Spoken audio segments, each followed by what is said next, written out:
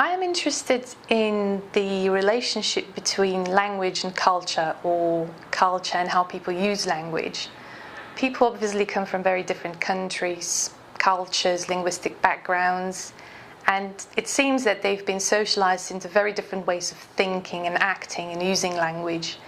And it's particularly interesting to see when people from different backgrounds get together and communicate, where different patterns seem to be followed by different people and expected by different people.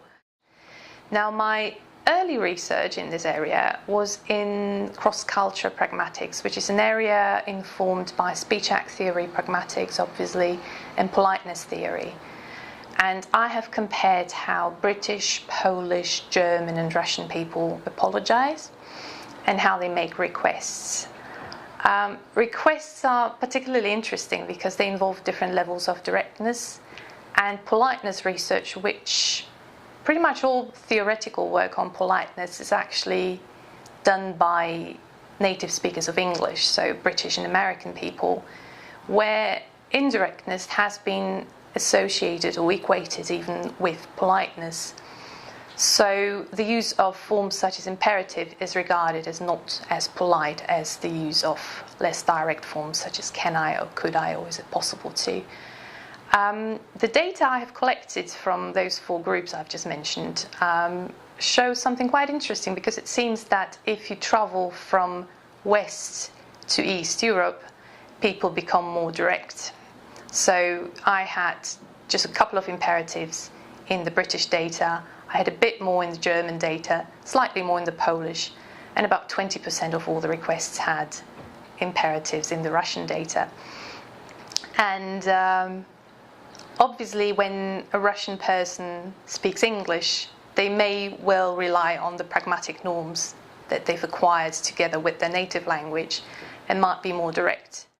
And while this doesn't necessarily mean that they are less polite because they use certain forms more often than a British person would be using them, having a conversation with a British person means that we are perceived through the lens of a native speaker and through what they think is appropriate in their language.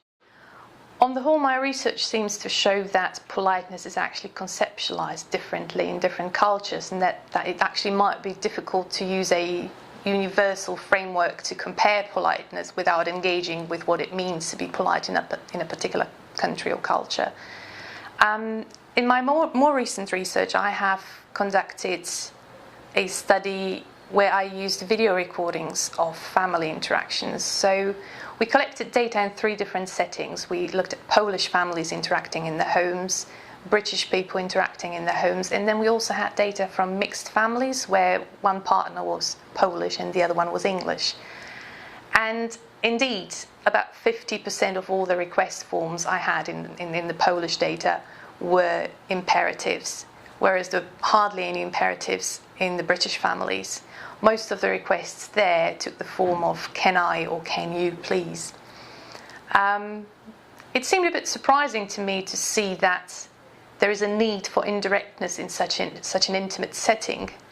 And if you look at the mixed families, for example, you can find situations where there is a tension between the 2 speakers with 2 different backgrounds, one of them using a form which the other one seems to be perceiving as slightly inappropriate, or there are even cases where this is verbalized and discussed. And what I think is really fascinating about these data from mixed families is that it shows what it means to live in another language, what it means to be perceived through a different cultural lens by somebody who you're very close to, and where, for example, formality makes you feel like you're not as close as you would like to be to that person. My last paper that I'm actually still working on is about Polish children and how they make requests. And I've mostly focused on requests that they may make at the dinner table. What I found very surprising is that the children not only use a lot fewer imperatives than their parents do, they also use a wide range of forms. And there seem to be factors at play which haven't received much attention in my previous and other people's research yet. For example, when they're being served, they use different forms than if they sit at a dinner table and are being treated as equals, when they actually start using the more formal, more polite language that you often find in the English data.